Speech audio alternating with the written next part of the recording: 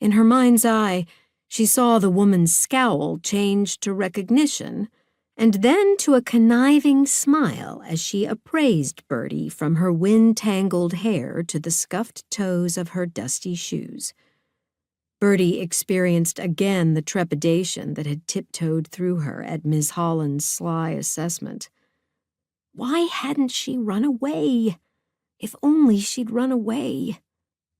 Bang, bang, bang! The angry thuds on the door made her jerk. Her thumb caught in the delicate lace at the cuff of her right sleeve and tore it. Groaning in regret, she hurried to the door, frantically tying her sash as she went. She flung her door open and discovered Minerva, the oldest of the girls residing at Leda's palace, standing in the hall with her fists on her hips. Minerva tossed her head, fluttering the feathers she'd woven into her fiery red braid. "Leda ain't gonna hold breakfast for you. She says come now."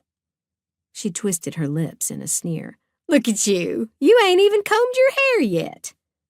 Her gaze dropped to the loop of lace dangling against Birdie's wrist. "And it looks like you got a little repair work to do." Her eyes glinted with humor. "Some fella get a little eager last night?" Birdie's face flamed. She shook her head. "No, Minerva rolled her eyes. "Course not. Why would he? Spindly thing like you ain't got nothing worth buying." Birdie pressed her chin to her shoulder and closed her eyes. If only it were true.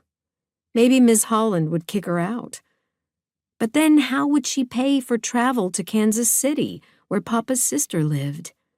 Birdie still remembered standing with her aunt at Papa's graveside 6 years ago, asking, "What will I do now? How will I go on without my father?" Aunt Sally had put her arm around Birdie and pulled her close.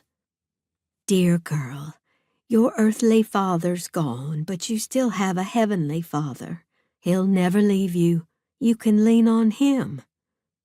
She'd then taken Birdie by the shoulders. "What do you think about coming to Kansas with me? You can finish your schooling and work with me in my dress shop. Maybe your mama will send you if we ask." From the time she was little, Birdie had been handy with a needle. She could be a good helper for her aunt. Returning to a house where no kind-hearted papa would sing songs with her or kiss her good night held no appeal.